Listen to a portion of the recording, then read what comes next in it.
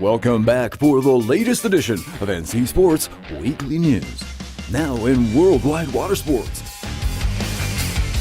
The arrivals parade in Guadaloupe after Peyron, Roux and Gàbart also placed their respective seals on this superlative 10th edition of the Route du Rhum.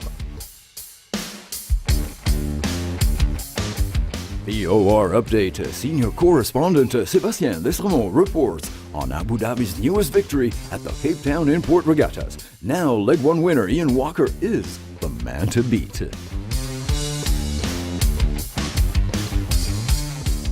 I-9s and a huge comeback for Dusty Payne at the ASP Reef Hawaiian Pro as the qualifying series heats up for 2015. Shaun Torrente dominates the Middle East GP in Doha amid onboard fires, 720s, and other mishaps. Reshuffle in the ranks now for the UIM F1h20 World Championship.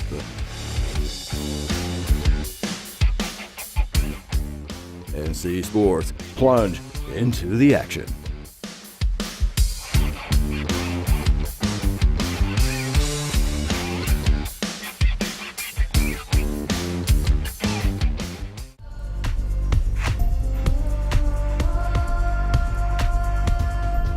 Peyron's victory and record-breaking performance on the Ultima class with 7 days and 15 hours hit the world's sports stage last week in the first chapter of a glorious 10th edition of the Route du Rhum. The file for the maxi multi-hulls closed soon after the arrival of Banque Populaire as the remaining fleet of 6 ocean beasts completed the 3,500-plus nautical mile dash from Saint-Malo to Guadaloupe Island in just 9 days.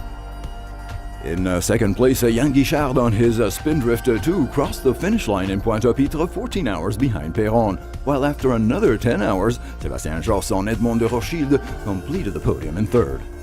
With 4 classes racing in this epic single-handed ocean regatta, the attention soon turned to the smaller multi-50, with Erwan Leroux en Fenêtre Cardinal taking the win with just over 11 days, ahead of second place Lalou Roucayrol on Arkema Région Aquitaine, and Gilles Lamiré in third on Rennes Saint-Malo.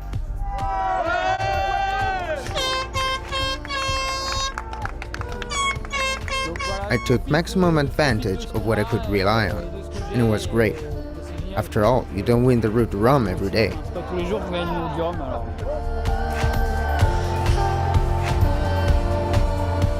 On a similar pace, the Imoca 60-foot monohulls soon arrived into the Caribbean port, with Roux Gàbart making yet another huge statement after a flawless regatta on his Massif, and by taking first place with 12 days plus 4 hours.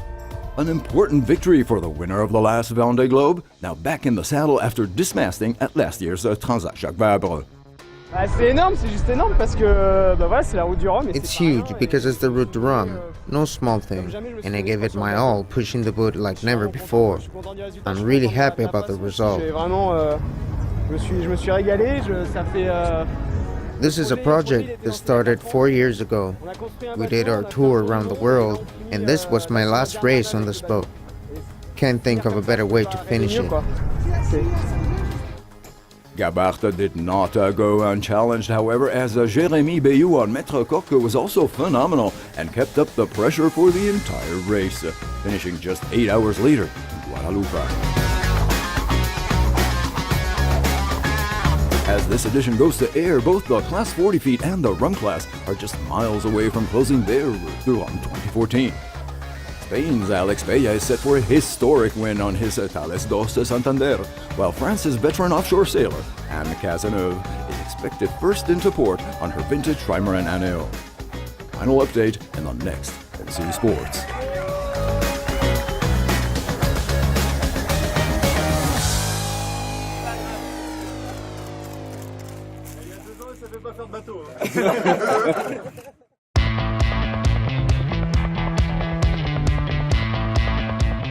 On Saturday, Ian Walker and his Abu Dhabi Ocean Racing crew clinched the import race in Cape Town less than a week after arriving here as Leg 1 winners. You're watching the Sailing Updates Desktop News. Welcome to the office. An office exceptional this week as I'm right here in South Africa, Cape Town, for the restart of the Volvo Ocean Race. Behind me is the import race with the Team SCA, who did awesomely well on Saturday. Fighting their way through challenging conditions, Team SCA scores a third place finish. Well, Cape Town gave us a really good challenge out there in the bay, and yeah, it was a good result for Team SCA. We've got our first podium in this race. Right from the get-go, the wind blowing in Table Bay is all over the place. The fleet has a split start, and Abu Dhabi and Team SCA are immediately on a winner. Very difficult conditions, and you know, you need a bit of luck, and fortunately we had a little bit of luck on the start and the first run, so got ahead, and good crew work, we managed to stay ahead. After some 20 minutes of racing, Abu Dhabi looked to have victory in the bag. The battle for second place soon grabs the attention, with Team SCA and Team Brunel in a thrilling showdown after the Dutch recovers from a broach. We had everything from 7 knots of wind all the way up to 30, which is just incredible. A problem with a Jenacare puts the women's crew under enormous pressure. Only in the sprint to the finishing line from the final mark of the 8-mile course did Walker's men look under threat, with both Brunel and SCA breathing down his neck. By the finish line, Ian Walker has a winning margin of a couple of 100 meters from Team Brunel. But it was, you know, a very tight race, as you can see. Even when you think you're away, you're not. We had Brunel and SCA snapping right at our heels, so a good fun race. The Dutch boat manages to overtake the girls at the bottom mark to take second place, whilst Team SCA is third and Dongfeng fourth.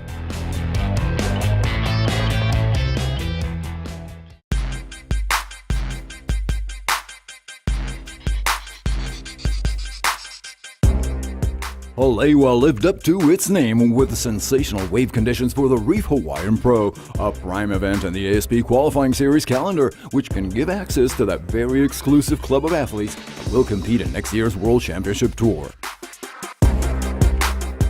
This has been labeled as a true Cinderella story, as Dusty Payne has spent 2 years recovering from debilitating injuries, entered this event as number 94 on the world ranking list, and is now in 24th position in the qualifying series.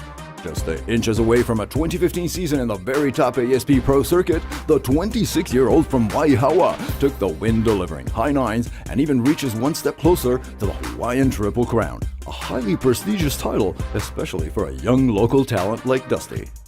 I'll be happy, and you know, I came into these events like needing points just so I could do the primes next year, so to, you know, take this out and set myself up for next year, I'm pretty pumped.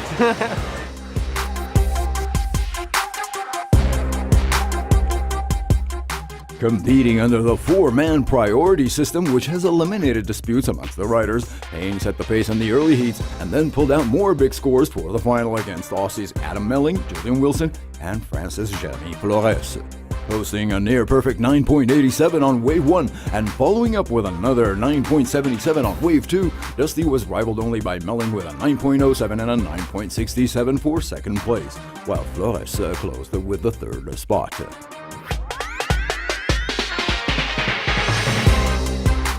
For the main WCT contenders, this Reef Hawaiian Pro was of course a preamble to the big event coming up this December for the Billabong Pipe Masters in Oahu.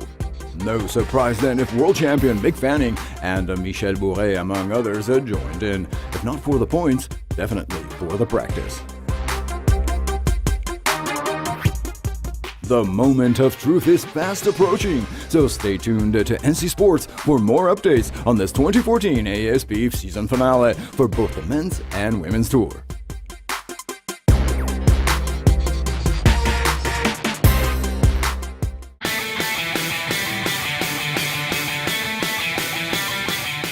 In a rough and tough final complete with onboard fires, double barrel rolls, and slight calculation errors, the USA's Shaun Torrente on Qatar 2 conquered the Middle East Grand Prix over the weekend in Doha Bay. 10 different nations were represented on the start line for this penultimate event of the UIM F1h20 World Championship season. Torrente made it count, first by imposing himself in all 3 qualifying rounds, and then by dominating the main event. I feel great, especially on Doha Bay like that. it was really, really bad and really challenging. So to win and then beat everybody else to come in under your own power, to have a good race and win the race for Qatar is great. I'm so happy. I thank my team, Sheikh Hassan, for giving us his heart and putting himself behind our team, and of course our boss Khalid.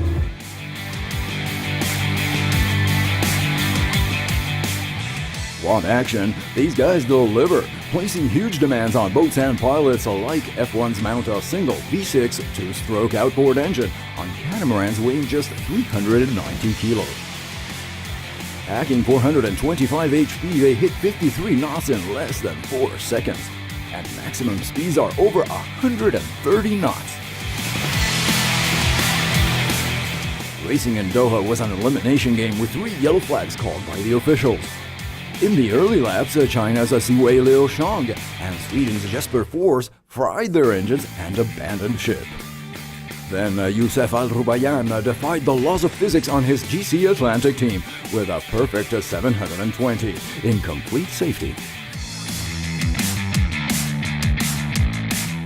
And finally, number 1 Alex Carrella on Qatar 1 knocked himself out of the race by slamming into the boys on the very last turn, and thus missed the early shot for a 4th world title victory. France's Philippe Chiappe on CTIC China closed in 2nd place, 10 seconds behind winner Shaun Torrente, while 3rd place honors went to Sami Silja of Finland on Mad Croc with a 15-second delay. It will all go down to the last event of the UIM F1h20 season, as Carrella, Chiappe, and now Torrente are all in the top points, and are poised for the final 2014 showdown taking place at the Abu Dhabi GP this weekend. You'll be there with MC Sports.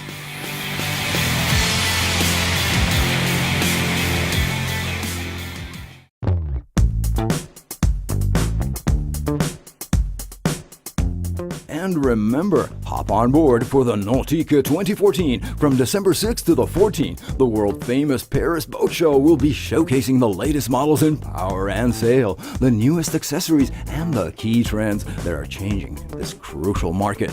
Nautical Channel will of course be there, on location at the Porte de Versailles, to bring you exclusive coverage and insight.